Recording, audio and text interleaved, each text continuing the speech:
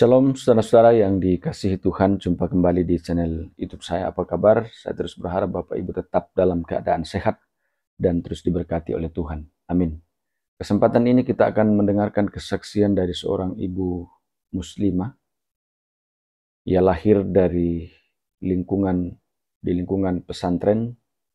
Sejak dari kecil rajin sholat, rajin ngaji. Intinya taat melakukan ajaran agama. Lalu saudara-saudara, ibu juga ini pernah kuliah di Institut Agama Islam di Palembang dan mengambil jurusan ilmu agama Islam. Nah, sungguh luar biasa perjalanan waktu saudara-saudara, ia diproses oleh Tuhan dan akhirnya menerima Yesus Kristus sebagai Tuhan dan Juru Selamat, memberi diri untuk dibaptis. Nah, setelah menjadi Kristen, menjadi pengikut Kristus, ia diancam oleh saudaranya sendiri untuk dibunuh, bahkan disantet. Tapi sungguh kasih Tuhan itu sangat luar biasa. Tetap dilindungi oleh Tuhan, dijaga oleh Tuhan. Dan ia tidak pernah takut. Ia tetap berpegang pada imannya kepada Kristus. Karena ia sudah dipanggil Tuhan, ia sudah diselamatkan oleh Tuhan. Untuk lebih lengkapnya saudara-saudara, kita dengarkan kesaksiannya berikut ini. Saudara-saudaraku yang dikasihi Tuhan, malam hari ini saya akan menyaksikan kebaikan Tuhan dalam hidup saya. Bagaimana awal mula saya mengenal Tuhan, percaya kepada Tuhan Yesus. Dari awal mula saya dari latar belakang keluarga yang semuanya Muslim. Kami tidak ada satupun dari keluarga kami yang beragama Kristen. Ya, baik. Shalom, selamat malam saudara-saudaraku yang dikasihi Tuhan. Malam hari ini saya akan menyaksikan bagaimana kebaikan Tuhan dalam hidup saya. Dimulai pertemuan saya bertemu dengan Tuhan Yesus ketika saya masih gadis. Pada tahun 89 saya mengalami pergumulan yang sangat berat. Perlu saya sampaikan, sebelum hal itu terjadi, diawali masa kecil, saya lahir di sebuah tempat yang berada di suatu daerah di Sumatera Selatan. Saya berada di lingkungan pesantren. Saya terdiri dari 2 bersaudara, dari 4 bersaudara. Saya anak yang keempat, anak bungsu. Saya dibesarkan dari lingkungan keluarga pesantren. Mengapa seperti itu? Karena di lingkungan tempat saya lahir, disitulah tempat terdirinya sebuah pesantren besar di Palembang. Kemudian masa kecil saya ketika saya berusia 6 tahun, saya sudah mengalami penderitaan. Saya ditinggalkan ayah yang meninggal dunia. Ayah saya meninggal bukan karena sakit, tetapi ayah saya meninggal karena dibunuh orang. Ayah saya mengalami perampokan dan akhirnya dibunuh. Ketika itu masih berusia 6 tahun. Karena kondisi ini, ibu saya mengajak saya pindah ke kota Palembang. Saya mulai sekolah di sana.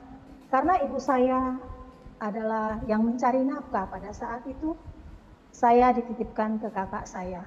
Itu kakak sepupu dari keponakan ibu saya. Saya tinggal sama beliau dari mulai SD sampai saya masa SMA. Kemudian ada pengalaman yang tidak bisa saya lupakan ketika SD, karena saya tinggal di tempat saudara. Di usia saya masih kecil, saya harus bangun pagi-pagi jam 5 subuh, wajib bangun, kemudian sholat subuh, kemudian saya melakukan pekerjaan rumah tangga jam 6 pagi, kemudian saya berangkat ke sekolah sampai siang. Dan kehidupan saya hari lepas hari berjalan seperti itu. Sedari kecil saya harus bekerja keras, membanting tulang untuk karena saya menumpang di rumah saudara, saya jadi harus menempatkan diri dengan sebaik-baiknya. Di sana saya dididik keras, kalau saya terlambat bangun jam 5 pagi pasti saya akan dimarah, bahkan dipukul. Saya wajib sholat subuh. Setelah sholat subuh, saya akan menyiapkan sarapan dan segala sesuatunya. Kemudian saya harus berangkat. Sampai suatu hari di kelas 6 SD, Saya mengalami pergumulan yang luar biasa. Saya sedih karena ketika itu saya harus tinggal di rumah keluarga. Ibu saya harus pergi ke daerah lain untuk mencari nafkah. Saya hampir membunuh diri saya dengan cara saya naik ke sebuah pohon. Saya ingin menjatuhkan diri dari sana. Tetapi Tuhan baik.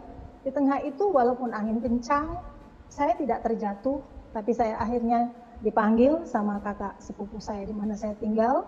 Kalau kakak sepupu saya ini, dia orangnya baik karena dia lulusan IAIN. Kemudian, tetapi saya yang merasakan yang tidak enak itu dengan kakak ipar. Karena mungkin kakak ipar saya terganggu dengan kehadiran saya di rumahnya. Sehingga seringkali saya diperlakukan tidak adil.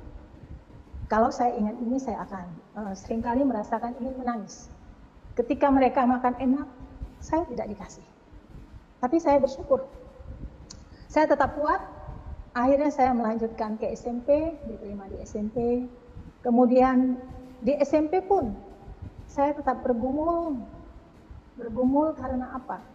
Ibu saya tidak bersama dengan saya, jadi otomatis ibu saya datang itu 1 bulan sekali untuk memberikan uang SPP dan juga biaya kehidupan saya di sana. Sampai saya SMA, ketika itu zaman itu saya masuk SPG. Karena saya berpikir kalau saya masuk SPG, saya akan setelah tamat SPG saya akan menjadi guru. Otomatis bagi saya bisa menghidupi diri saya sendiri, juga membantu ibu saya yang membanting tulang untuk mencari nafkah demi kami anaknya. Kakak saya pada saat itu sudah berada di Jakarta, dia merantau bekerja di Jakarta, jadi saya terpaksa dititipkan sama kakak saya. Kemudian setamat SD, SMP, di sekolah kami adalah negeri, otomatis di tengah sekolah itu tidak ada teman kami yang berbeda. Dan dari kecil saya diajarkan wajib puasa, wajib sholat 5 waktu, wajib melaksanakan puasa, kemudian sembahyang 5 waktu, kemudian harus ngaji. Mengaji itu harus, karena kakak saya ini adalah guru mengaji di rumah. Otomatis dengan dia mengajar ngaji, saya harus ikut mengaji. Tetapi ketika itu saya belajar mengaji hanya ikut mengaji, tetapi jujur saja saya tidak mengerti ayat-ayat yang disampaikan. Saya lebih cenderung menghafal ayat-ayat tersebut. Tetapi secara pribadi saya tidak diberitahu arti atau tafsir dari firman Tuhan Al-Quran yang disampaikan kepada saya, tapi saya harus ikuti. Berhubung saya masih kecil, saya tetap taat, saya ikuti di tengah penderitaan yang ada, saya tetap harus bertahan, karena saya punya tekad, saya harus sekolah. Saya harus sekolah. Mengapa saya sampaikan hal itu? Karena dari keluarga. Orang tua saya, papa saya mengatakan, kalau ayahmu tidak ada, kalau ibumu bekerjanya jauh dari kamu, kamu paling jadi perempuan yang tidak benar. Dan saya tekad kuat, saya tidak boleh. Saya harus sekolah yang setinggi-tingginya demi mencapai harga diri dan mengangkat orang tua saya, ibu saya secara khusus, keluarga saya untuk mengalami perubahan nasib ke depannya lebih baik. Di sekolah SD, SMP, sampai SMA, ketika itu adalah STG, saya bertekad dari SD, SMP, dan SMA saya harus rajin belajar, harus menjadi orang yang pandai. Terakhir di kelas 3 saya dari kelas 1 SMA saya juara 1, kemudian sampai kelas 3 saya bertekad jadi juara 1 dan itu berhasil saya capai. Akhirnya lulus SPG, saya ikut honor di sekolah negeri, mengajar pramuka, kemudian saya ikut tes di Institut Agama Islam di Palembang, Institut Agama Islam Negeri di Palembang. Dan puji Tuhan ketika itu saya sangat bersyukur, dari ribuan orang yang mendaftar saya diterima. Saya masuk ke Fakultas Tarbiyah, jurusan Ilmu Agama Islam atau Pendidikan Agama Islam. Selanjutnya saya terus kuliah, berjalan terus. Seiring berjalannya waktu, saya aktif di kampus, saya juga aktif di organisasi, saya aktif juga di acara-acara HMI dan lain-lain. Kemudian setamat dari kuliah pada tahun 89, ada hal yang sangat menyedihkan hati saya. Ibu saya yang menjadi orang tua saya satu-satunya meninggal dunia setelah dirawat selama 1 bulan di rumah sakit karena menderita kanker rahim. Saya hancur hati saya.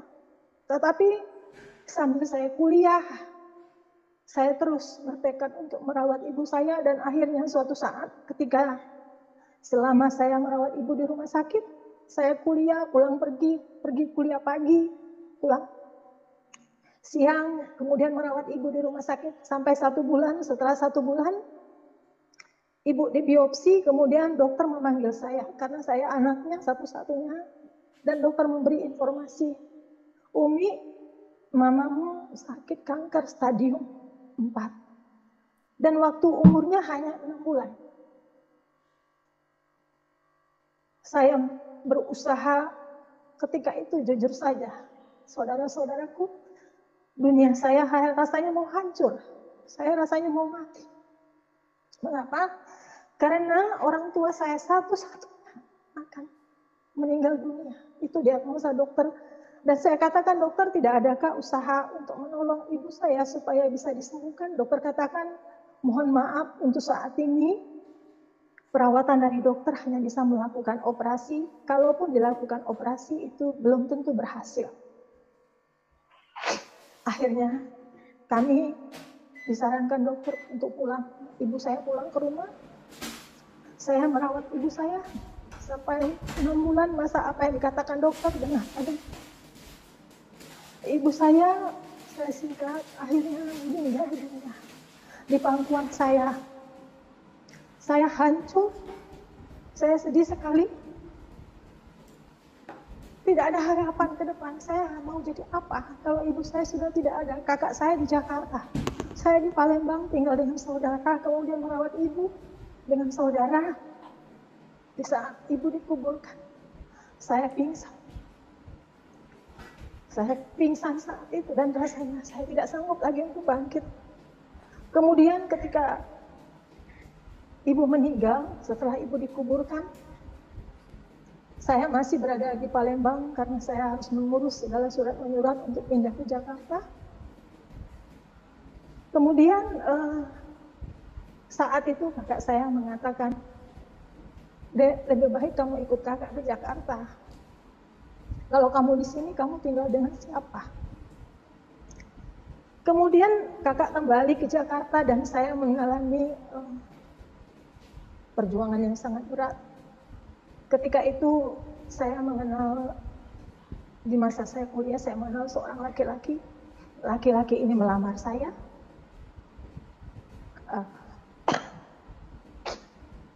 Mohon maaf, Pak Ibu. Melamar saya, kemudian di tengah berlangsungnya lamaran, menentukan waktunya pernikahan atau resepsi, satu saudara kami mendapat informasi bahwa dia menghamili anak orang lain. Akhirnya pernikahan saya dibatalkan, keluarga saya membatalkan pernikahan, dan dia mengatakan, daripada saya putih mata, lebih baik saya putih hati. Daripada dia hidup, lebih baik dia mati. Ternyata apa yang dia sampaikan itu benar adanya. Dia ketika itu, saya tidak mengerti apa namanya, tapi saya dibuat oleh dia, saya seperti hampir gila. Dan di tengah saya sakit, orang ini masih ada, saya juga bingung. Jauh dari orang ini saya benci, tetapi kalau dia datang, saya tidak bisa mengatakan atau menolak. Akhirnya keluarga tante Om di Palembang memberi informasi ke kakak saya, yang mengatakan lebih baik adikmu dibawa pergi ke Jakarta daripada dia nanti mengalami penderitaan yang berkepanjangan dengan orang ini.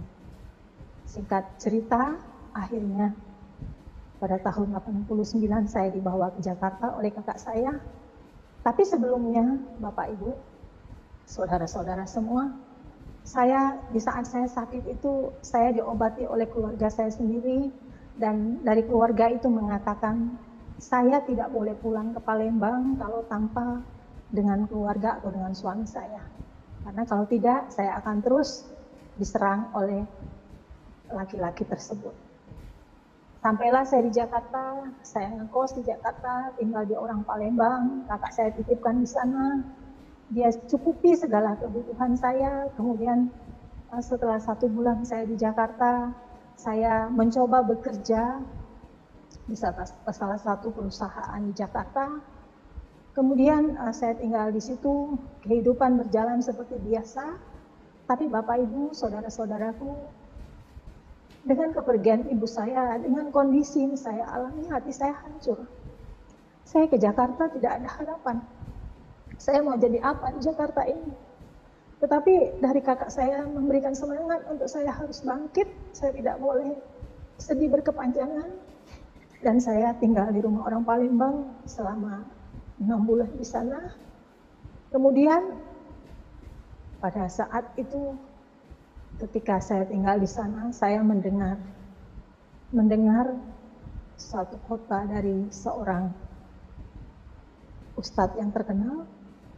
Ketika itu Maulid Nabi dan menjelang, saya ingat menjelang bulan puasa. Dan kemudian saya mendengar khotbah. Saat itu saya tidak mengerti karena saya tidak menyaksikan dan tidak berada di sana. Kemudian saya mendengar ada satu kata, jangan sampai dari keluargamu ada yang menjadi kafir seperti Yusuf Roni. Saya bingung ketika itu. Karena tempat tinggal saya dengan lapangan itu sangat dekat, otomatis ketika khotbah itu berlangsung terdengar sangat jelas.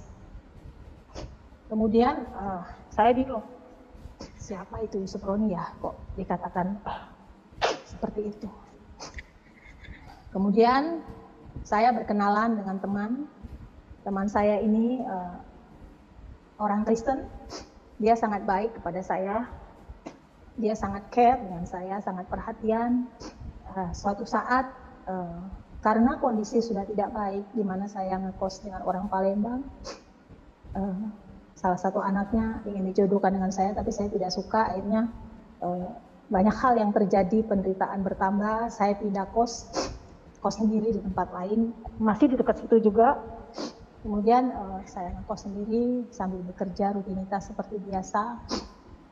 Dan pada saat itu, tanpa saya rencanakan, saya berkenalan dengan seorang laki-laki yang saat ini menjadi suami saya. Saya tidak tahu latar belakangnya dia dari mana, tapi yang saya tahu dia adalah laki-laki yang baik. Kemudian suatu saat saya menemukan di tempat tinggalnya buku yang bertuliskan Isa Al-Masih menurut Al-Quran dan Alkitab. Saya tanya kepada dia, mohon maaf, si kakak ini, saya katakan, kenalan saya ini, apakah kamu Islam ataukah kamu Kristen? Terus dia jawab, dia katakan saat itu, saya beragama Kristen, tetapi di keluarga saya, kakak saya yang tertua haji, om-om saya semuanya Muslim, dan kami ada 4 orang bersaudara itu Kristen. Jadi kakak saya satu masuk Islam dan dia adalah haji. Dia salah satu ketika itu adalah menjadi salah satu orang yang kepercayaan dari salah satu untuk umroh orang naik haji. Beliau adalah sebagai guide-nya untuk orang-orang yang berangkat haji. Perkenalan dimulai dengan sana, kemudian ada satu yang membuat saya akhirnya mengenal Tuhan, Bapak Ibu. Teman saya yang beragama Kristen ini memberikan satu kertas traktat kepada saya, yang di traktat itu saya lihat tulisannya berasal dari Bapak Amran Amri. Kemudian dia membahas di sana Isa Al-Masih menurut Al-Quran dan Alkitab. Kemudian saya diberikan itu, sementara teman saya ini setiap hari bertanya, "Umi, apakah sudah dibaca?" Saya katakan belum. Berjalannya waktu 1 bulan, akhirnya dia tanya terus. Saya jujur di hati saya, saudara-saudaraku kesal. Saya jengkel, marah juga, karena saya pikir dia tahu saya ini Islam. Kenapa dia mesti bawa saya ke Kristen? Kenapa dia mesti menunjukkan hal itu? Kemudian akhirnya suatu saat dia datang lagi pada minggu pagi, "Umi mau nggak ikut ke gereja?" Tambah sebel saya, tambah jengkel. Terus dia katakan seperti, "Umi, ini lembaran traktat ini kamu baca, ini saya kasih kamu Alkitab. Kamu kan punya tafsir Al-Quran, kamu bisa baca itu, kamu bisa compare antara apa yang ada di Alkitab dengan Al-Quran." Di hati saya saat itu mengatakan, ini orang keterlaluan juga ya, orang Islam kok disuruh baca Alkitab, dikasih Alkitab pula. Cuman karena dia baik dengan saya, selama saya berada di dekat dia, bertetangga dengan dia, saya terima Alkitab itu dan saya mulai, pada saat itu saya ingat bulan puasa, saya menjalankan ibadah puasa 1 bulan penuh.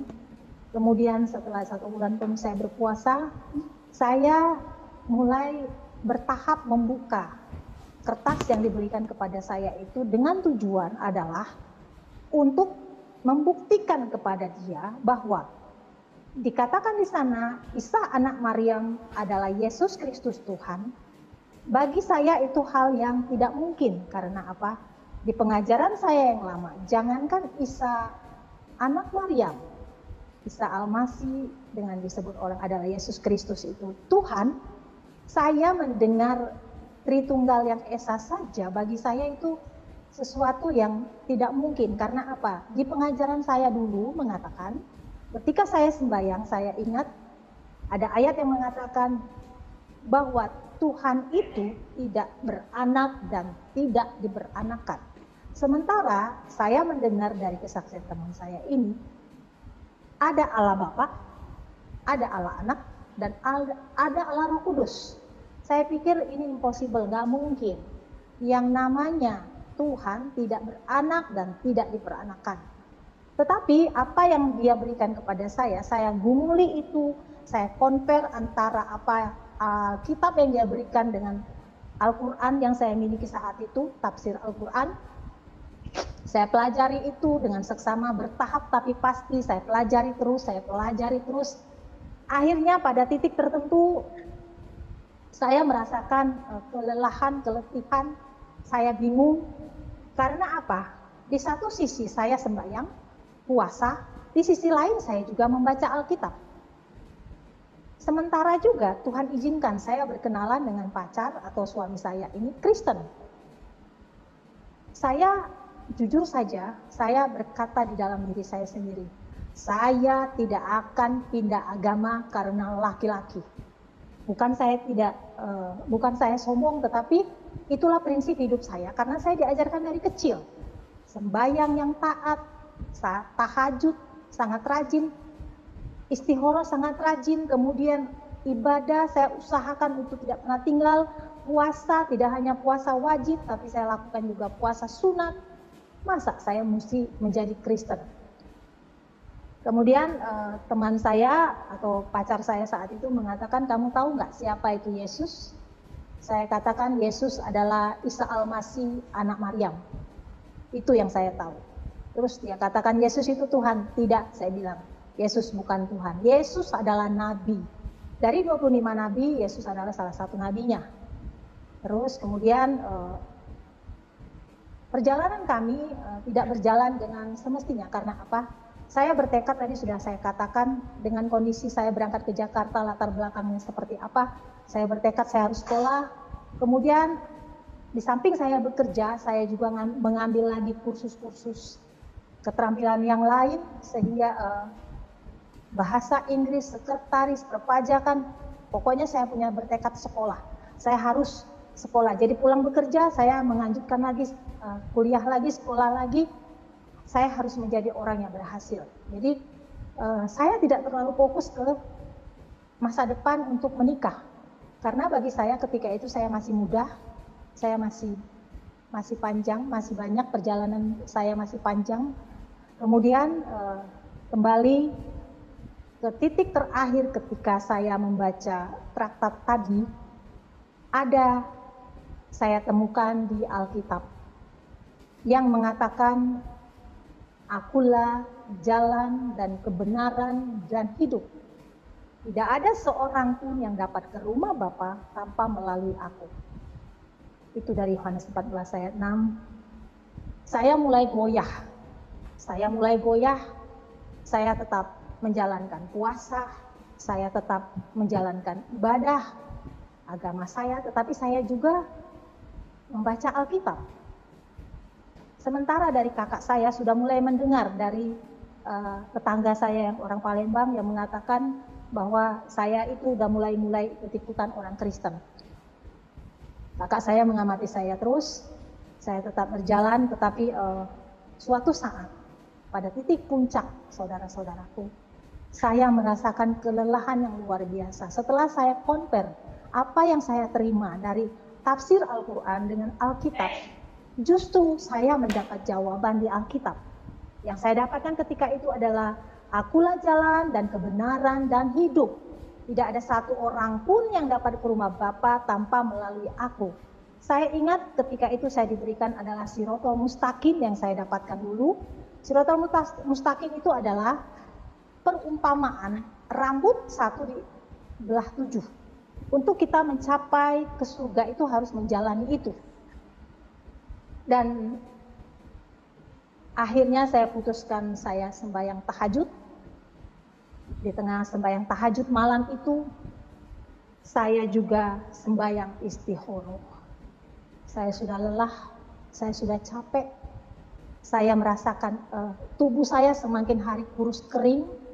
Saya di satu sisi saya mengalami ketakutan karena apa? Kalau sampai saja keluarga saya tahu saya ikut-ikutan, apalagi ke gereja, apalagi ke Kristen, pasti saya dibunuh. Saya udah katakan itu pasti. Pasti akhirnya ketika saya sembahyang istikharah, di saat saya berzikir sampai jam 3 pagi, saya seperti terlelap sejenak, tapi saya melihat dengan nyata di alam supranatural bahwa saya dibawa 2 orang laki-laki yang berpakaian berjubah putih. 2 orang laki-laki ini sangat dari segi manusiawi sangat ganteng. Saya dibawa keluar rumah, di pintu rumah saya disuruh melihat ke langit. Bapak Ibu, saudara-saudaraku, apa yang saya saksikan saat itu di luar dugaan saya menyaksikan Kisah Para Rasul 1 ketika Yesus berada di awan. Ketika itu saya melihat ke langit, kemudian saya menyaksikan Yesus berdiri dalam posisi tangan terbuka dengan pakaian yang sangat putih cemerlang. Saya bisa melihat bayangan wajahnya yang bersinar terang. Tetapi saat itu saya tersungkur. Dan pada saat saya tersungkur seperti itu, saya melihat, tetapi saya tidak sanggup melihat cahaya kemuliaan itu. Kemudian ada suara yang saya dengar. Anakku yang kukasihi, aku ingin membawamu ke surga. Saya sebagai manusia biasa yang tidak mengerti, saya ketika itu menjawab, Tuhan, saya belum siap. Saudara-saudaraku, apa yang terjadi? Ternyata pengalaman supranatural ini yang saya alami, saya seperti diingatkan gigi saya seperti dicabut dan saya merasakan itu sakit sekali. Kemudian saya duduk, hati saya bergejolak. Saya meminta agar Tuhan menyatakan dirinya kalau memang Tuhan itu hidup, dan Tuhan sudah menyatakan dirinya. Kemudian pagi hari saya sampai dari jam 3 itu saya tidak bisa tidur sampai pagi. Saya akhirnya mengetok rumah teman saya yang Kristen ini. Saya katakan dialah yang menjadi kakak rohani saya. Saya katakan kepadanya minta tolong doakan saya. Saya tadi pagi jam 3 pagi saya mengalami seperti ini. Saya ceritakan apa yang saya alami, kemudian dia doakan, terus dia katakan seperti ini, Umi, Tuhan sudah menyatakan diri kepadamu, alangkah baiknya kamu memantapkan hati untuk mengikut dia, karena dia adalah satu-satunya Tuhan, jaminan setiap umat manusia untuk bisa mencapai ke surga. Saya diam saja, saya hanya minta didoakan. Kemudian saya terus bergumul, saya tetap dalam kondisi tidak bulan puasa, saya puasa. Saya minta petunjuk dari Tuhan, apa yang harus saya lakukan.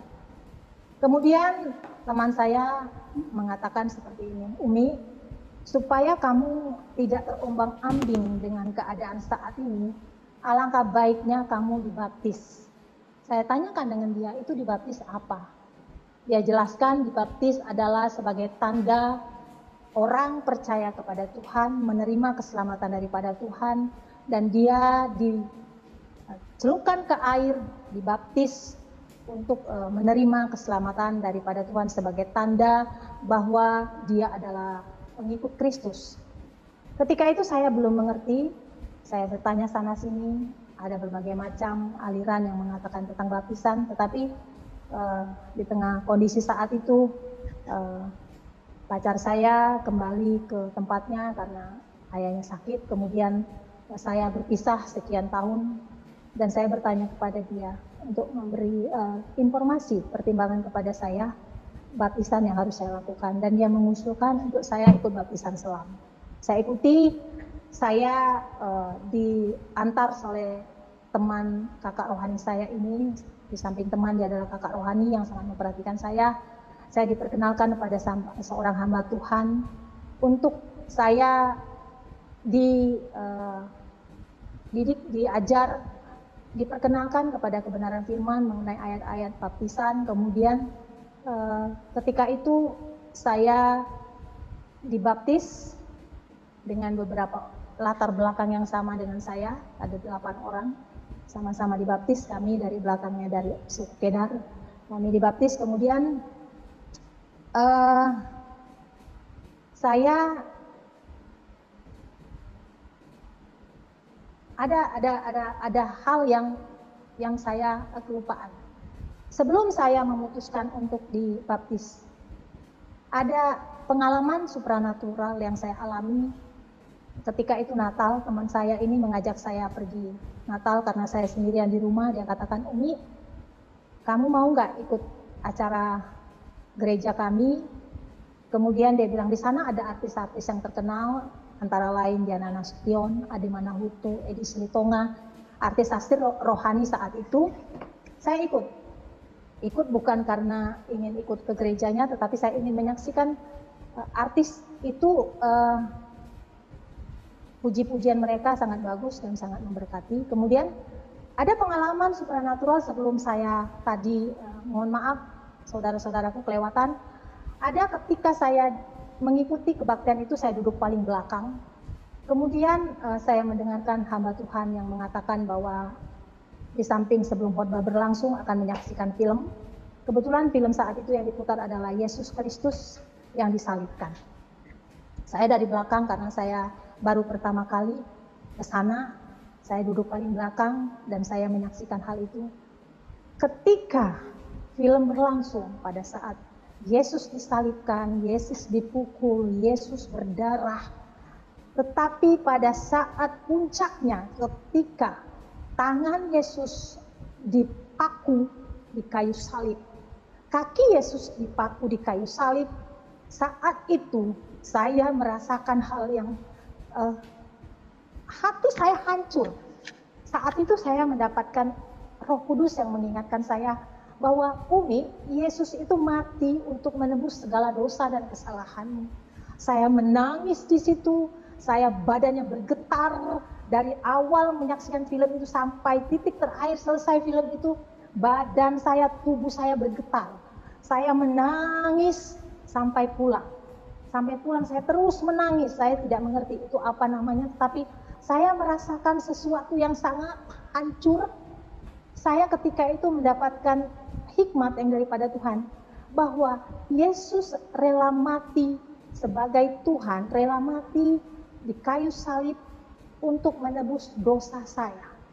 Saya tidak mengerti Bapak Ibu, mengapa ketika tangannya dipaku, ketika kakinya dipaku, badan saya bergetar sejadi-jadi. Saya tidak mengerti saat itu. Cuman saya katakan dengan teman saya, kenapa ya badan saya kok gini, saya kok nggak bisa begini, saya terus bergetar tangan saya. Nah, itulah awal kemudian saya akhirnya mengambil sembahyang tahajud, kemudian saya istihoroh.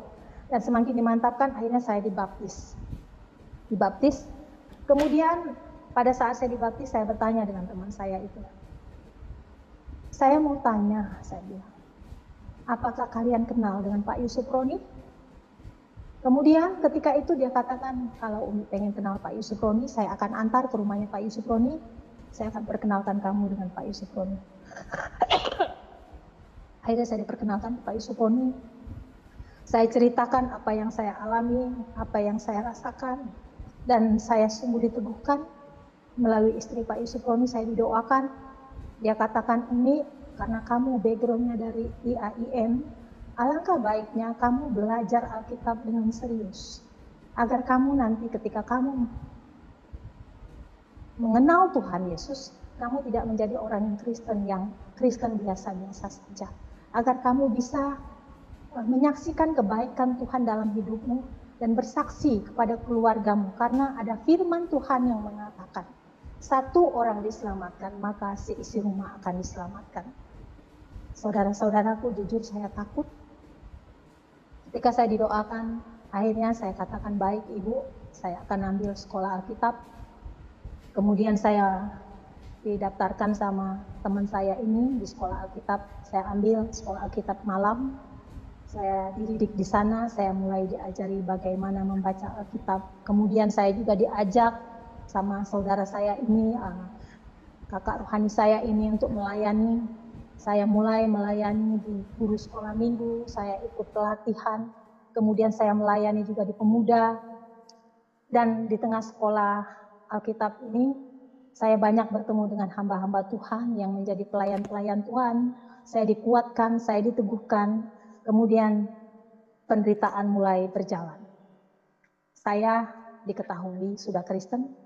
Kakak saya mendengar dari tetangga saya bahwa saya seringkali pergi ke gereja.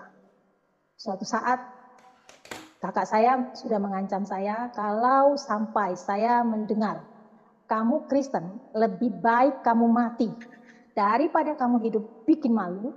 Mama sudah tidak ada, mama sudah meninggal, sementara kamu Kristen, lebih baik kamu mati. Nah, ini ancaman yang saya alami, tapi belum terlaksana Bapak Ibu, saudara-saudaraku. Temanku, kakak rohaniku akhirnya bilang, Umi, kamu pindah dengan saya, tinggal dengan saya supaya kami cover dengan doa, agar kamu tidak sendirian ketika kamu mengalami pergumulan itu. Saya setelah mereka menikah, pada saat itu mereka menikah, teman saya menikah dengan suaminya, kemudian saya tinggal dengan mereka. Kemudian saya secara pribadi rajin diajak berdoa. Setiap setiap malam kami diajak berdoa. Kemudian aktif kebaktian, aktif pelayanan juga. Kami ketika itu rajin pelayanan ke rumah sakit, saudara-saudaraku. Kami melayani orang-orang sakit. Kami dari persekutuan doa kami para pemuda di gereja itu, dari latar belakang yang berbeda, kami melayani di rumah sakit, salah satu rumah sakit Kristen yang ada di Jakarta. Kami mendoakan orang-orang sakit. Kemudian setelah itu kami kumpul, ada satu rumah yang menjadi histori bagi kami, tempat kami berdoa, tempat kami bergumul, tempat kami menyampaikan apa pergumulan kami masing-masing. Itu juga menjadi orang tua angkat saya. Beliau banyak berjasa kepada saya. Ada juga kakak rohani di sana yang latar belakangnya sama dengan saya. Dia latar belakang dari suku Kedar.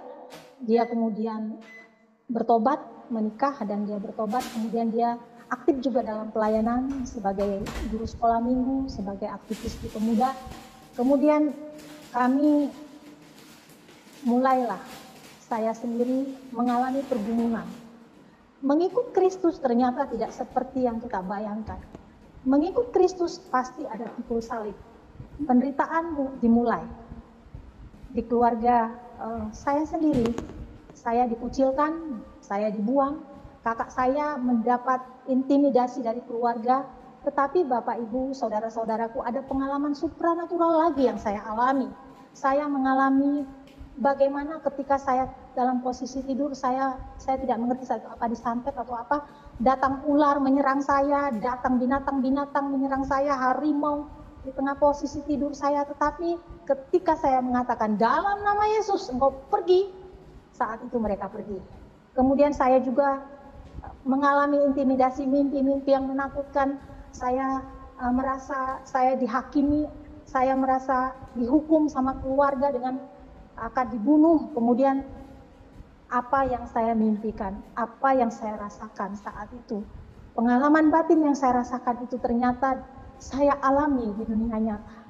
Suatu saat kakak saya mengatakan, saya akan bawa preman-preman Tanah Abang untuk membunuh kamu kalau sampai saya dengar kamu sudah Kristen.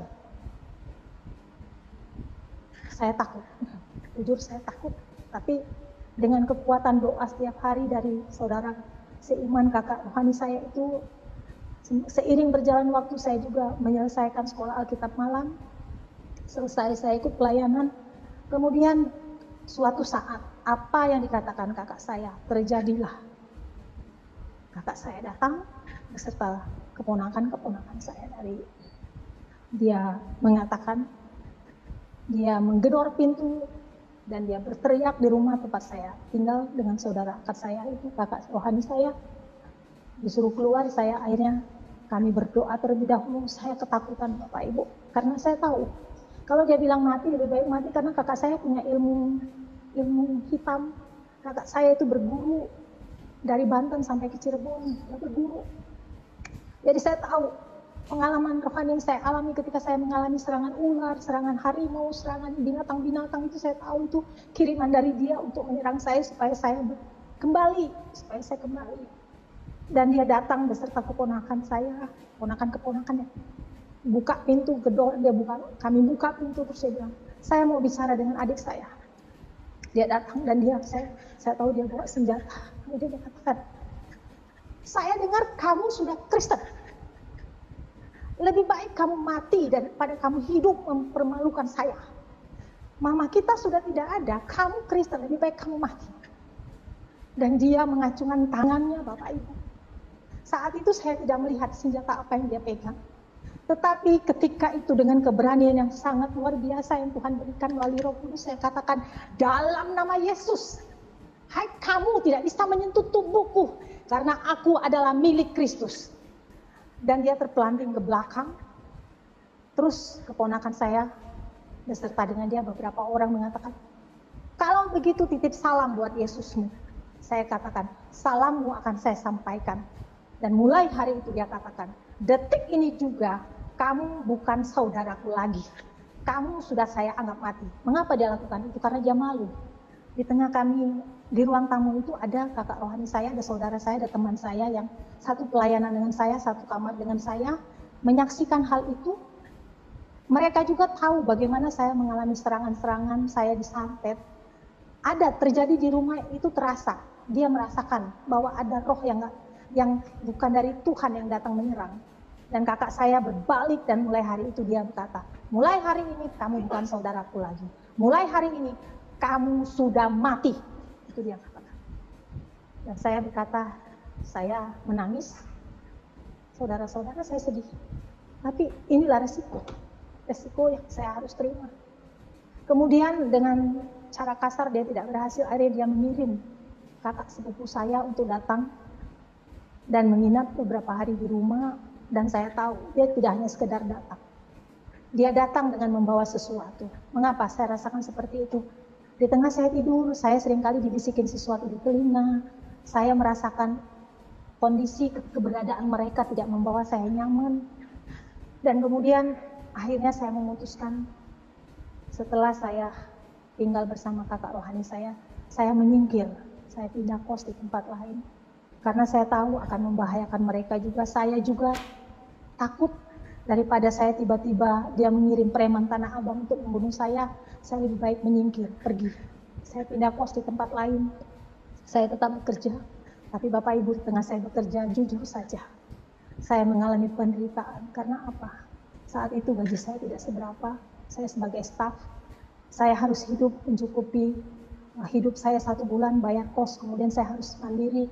Ketika kakak saya supply, saya hidupnya tenang, saya enak, saya uang mengalir, saya diberikan uang, saya hanya uang gaji yang saya terima hanya saya gunakan untuk beli pakaian. Tetapi ketika saya sendiri, saya harus sendiri, dan saya dibuang jauh, saya menerima teror berupa telepon, berupa hal-hal lain dari keluarga saya tahu itu. Kemudian saya menyingkir, saya pindah tempat, saya di tempat yang baru. Kembali saya merasakan sendiri, saya sendiri rasanya. Kemudian di samping pengalaman pribadi, saya diusir dari keluarga, hampir mati dibunuh kakak saya sendiri. Keluarga dari suami saya tidak terima kalau saya berpacaran dengan dia. Dengan alasan saya ini dari Palembang, anak yatim piatu, tidak tahu latar belakangnya, sementara keluarga dia, keluarga dari keturunan raja, keturunan kaya, saya, apalah artinya saya. Dan saya ketika itu ikhlas, saudara-saudaraku. Kalau memang jodoh silakan, kalau tidak ya sudah. Itu sudah keputusan saya, yang paling penting saya bisa mandiri di atas kaki sendiri. Sekalipun hati saya hancur bertahun-tahun. Saudara-saudaraku 7 tahun saya dibuang.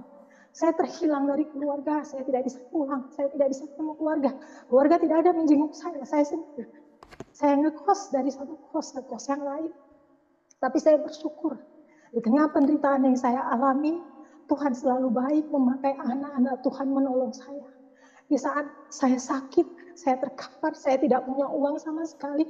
Tiba-tiba mujizat terjadi, Tuhan kirim orang datang, membawa saya ke dokter, memberi saya uang, dan akhirnya beliau menjadi saudara angkat saya. Akhirnya saya bertambah, memiliki saudara-saudara di dalam Tuhan. Saya di cover, saya ditolong. Tetapi saya tinggal sendiri, kemudian penderitaan selanjutnya bertambah. Suatu saat, setelah sekian tahun, kami berpisah, suami saya kembali ke tempatnya. Saya di Jakarta, kemudian kami menjalin komunikasi hanya melalui surat. Itu pun kalau dibalas ya iya, kalau tidak enggak. Tapi saya tahu, saat itu suami saya kembali karena dijodohkan oleh orang tuanya untuk menikah dengan wanita lain. Saya pasrah. Saya pikir jodoh di tangan Tuhan. Kalau memang jodoh tidak akan lari kemana. Dan yang paling penting saya bisa mandiri untuk saya bangkit dari keterpurukan ini. Kemudian dilanjutkan dengan berikutnya, suatu saat di tahun 96. Setelah sekian tahun berpacaran, putus nyambung. Akhirnya tahun 96 saya memutuskan untuk menikah. Sementara saya sudah dibuang sama keluarga. Saya dikatakan dengan segala macam perkataan negatif. Banyak hal negatif yang saya terima, tapi saya ikhlas. Itu adalah pikul salib bagi saya terima. Karena bagi saya, Yesus adalah Tuhan satu-satunya. Dan bagi saya keselamatan hanya ada di dalam Yesus. Karena apa? Tuhan sudah menyatakan diri. Yang pertama, ketika saya menyaksikan Yesus disalib, saya mengalami kepenuhan Roh Kudus. Yang kedua, ketika saya sembahyang tahajud dan istikharah, saya bertemu muka dengan Tuhan, sehingga saya mantap untuk mengikut Kristus. Yang ketiga, ketika saya mengalami penderitaan yang teramat sangat, Tuhan banyak menolong saya melalui hamba-hamba Tuhan, melalui anak-anak Tuhan yang menjadi saudara di dalam Kristus. Sehingga ketika saya menderita, mereka menolong. Ketika saya mengalami kondisi tidak punya uang, mereka membantu saya. Ini salah satu pengalaman yang luar biasa yang saya alami. Kemudian kami terus melayani di rumah sakit, berdoa untuk orang-orang sakit. Ketika suatu saat di tahun 96, ketika saya harus memutuskan menikah, saya tahu keluarga suami saya tidak setuju. Saya bahkan mendengar menjelang 1 bulan kami menikah. Ketika itu pacar saya menelpon saya jam 12 pagi, tengah malam. Umi, saya berada di jalanan. Sementara Bapak Ibu, saudara-saudara, surat sudah masuk ke gereja. Saya pelayanan aktif di gereja sebagai guru sekolah minggu, aktif juga di pemuda. Dan ketika saya mau menikah, saya juga mengalami bagaimana sulitnya untuk menikah. Karena yang pertama, saya adalah yatim piatu. Saya tidak punya saudara. Kakak saya sudah enggak mengakui lagi saya. Yang kedua, dia mengancam saya lagi. Dia katakan, kalau sampai saya mendengar kamu menikah Kristen, saya akan bawa preman-preman Tanah Abang untuk menghancurkan pernikahanmu. Saya akan acak-acak pernikahanmu sehingga pernikahanmu gagal.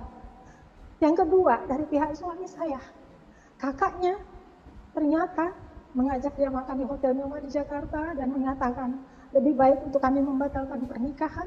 Dan ketika suami saya mengatakan, saat itu masih pacar saya, dia bilang saya sudah putuskan karena saya sudah mengajukan surat pengajuan ke gereja.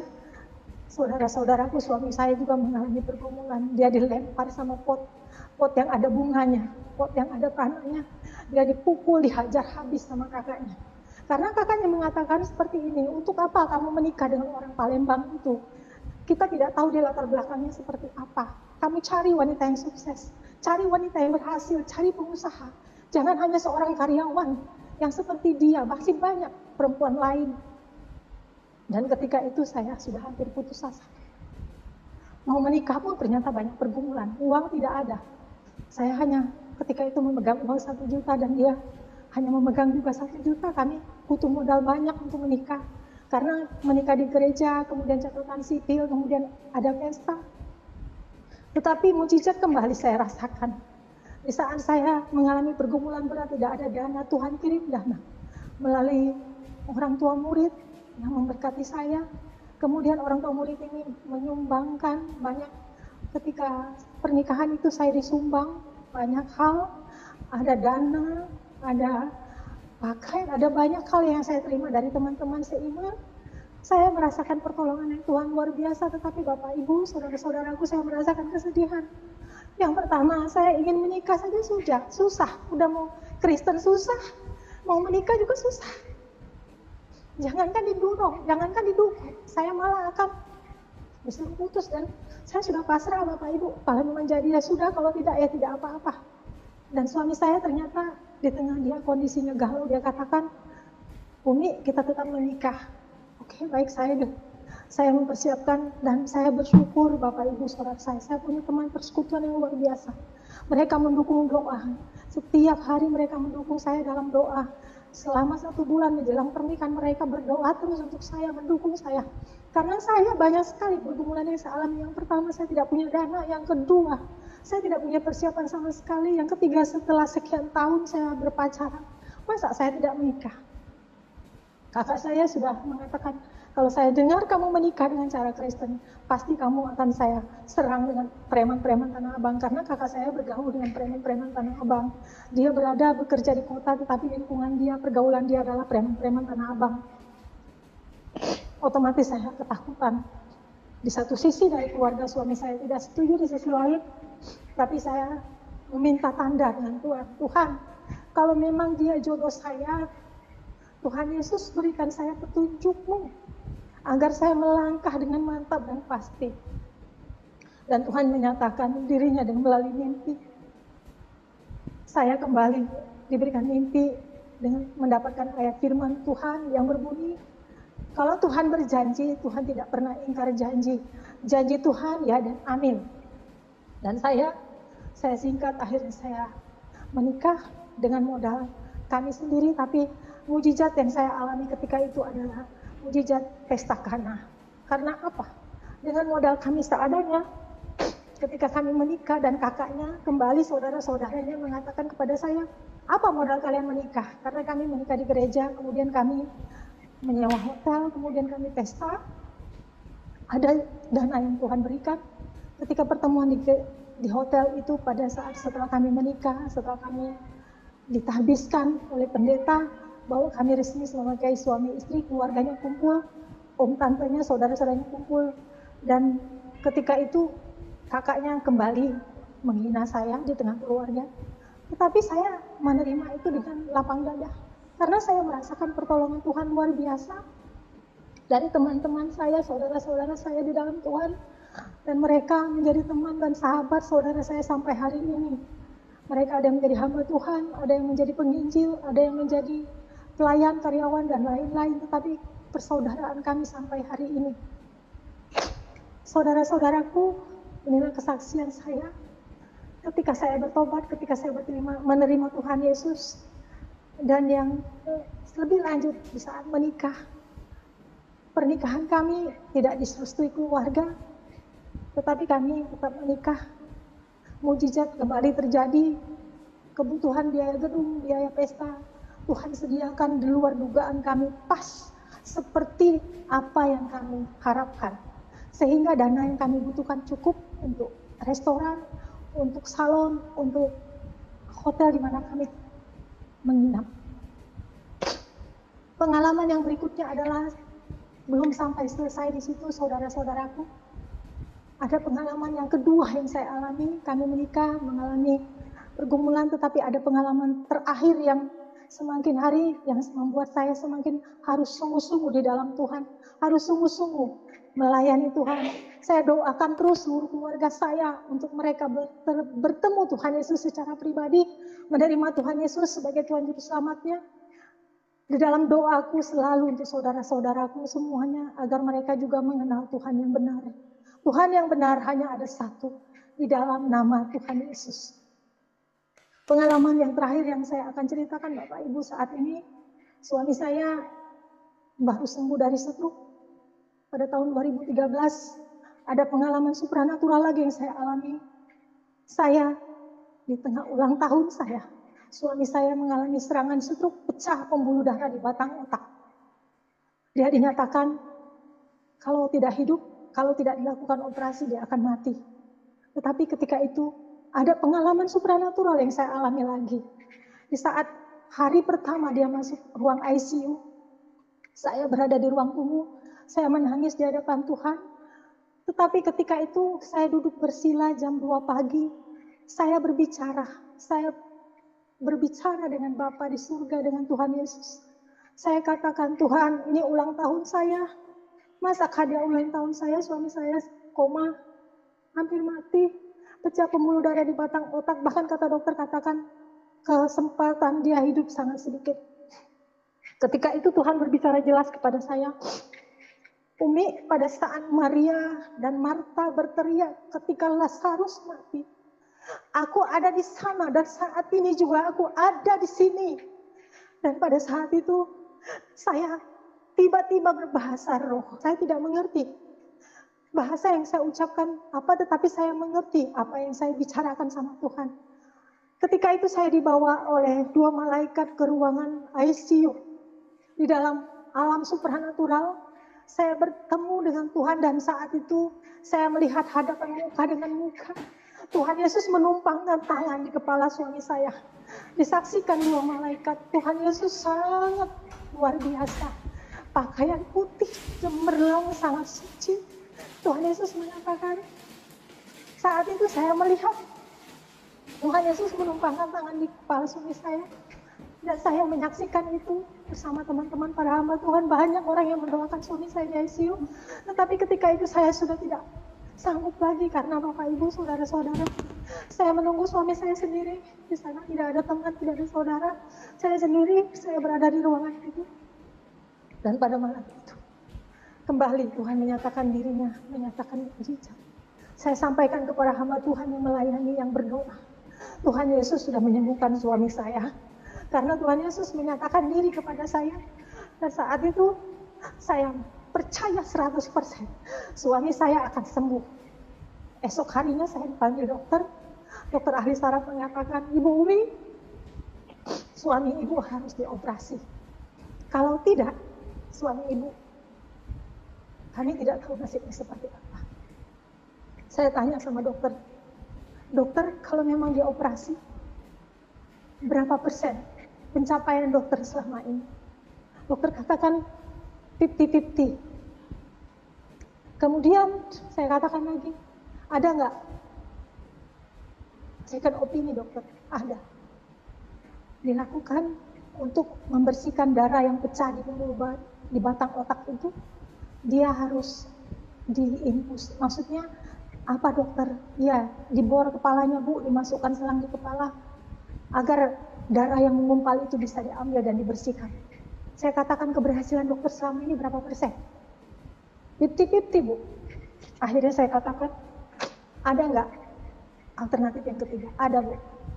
Alternatif yang ketiga adalah suami Ibu kami akan berikan pengobatan secara konservatif, tapi hanya mukjizat Tuhanlah yang bisa menyembuhkan dia. Saya katakan, dokter, saya ambil itu, saya imani itu, suami saya sudah disembuhkan Tuhan. Karena saya menyaksikan sendiri Tuhan menumpangkan tangan di kepalanya. Saya percaya Tuhan Yesus sudah sembuhkan dia.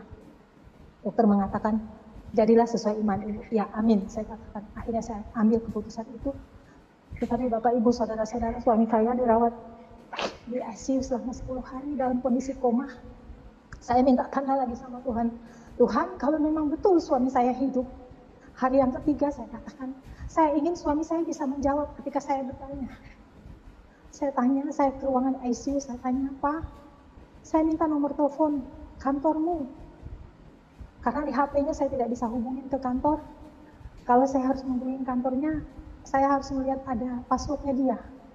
Sementara saya hanya memberitahukan ke pimpinannya saja. Dan ketika itu suami saya menjawab, menyebutkan angka-angka nomor handphonenya.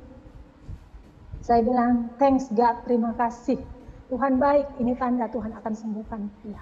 Kemudian besoknya lagi saya ngomong dengan suami saya, Pak bangun, saya ingin kamu ngomong sama saya. Kalau memang Tuhan nyata sembuhkan kamu ngomong terus. Dia kata dengan mulut menyong seperti ini, Ma, Tuhan Yesus katakan aku akan disembuhkan.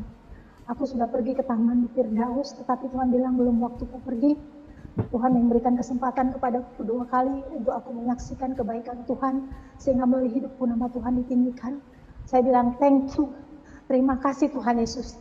Thank you God, thank you, terima kasih Tuhan. Ini mujizat yang saya alami. Yang berikutnya Bapak Ibu, suami saya berkat pertolongan Tuhan, mujizat Tuhan setelah 7 tahun. Bulan ini adalah 7 tahun suami saya disembuhkan Tuhan. Walaupun kondisi fisiknya tidak seperti dulu lagi, tapi Tuhan sudah sembuhkan dia sehingga dia bisa berjalan, bisa beraktivitas untuk dirinya sendiri. Setelah sekian lama dia sakit, lumpuh total selama 1 tahun, tidak sadar diri siapa dirinya. Saya merawat dia dengan penuh kasih sayang. Saya berkata sama Tuhan, Tuhan, penderitaan ikut Engkau ternyata tidak segampang yang kukira. Orang Kristen yang lain tidak mengalami penderitaan seperti ini. Tetapi ketika aku mengenal Engkau, ketika aku percaya kepadamu, ketika aku mengikut Engkau di dalam Engkau, dan aku sungguh-sungguh melayani Engkau, ternyata cobaan tidak hanya sekedar di sana, tetapi kembali naik level.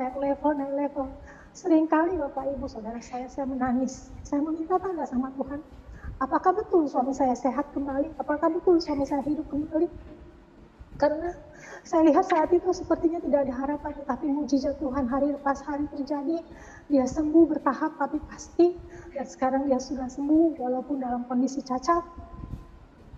Tetapi saya harus mengambil alih untuk tanggung jawab kepala rumah tangga di keluarga ini. Anak saya 2. 1 sedang skripsi, 1 lagi di semester 6, dan mohon dukungan dari saudara-saudara, teman-temanku semua yang selalu mendukung kami, teman gereja, teman pelayanan, teman pekerjaan, guru-guru sekolah minggu, semuanya terima kasih untuk dukungan kalian. Saya bersyukur, berterima kasih saya ditempatkan di sini, di Lipo Cikarang.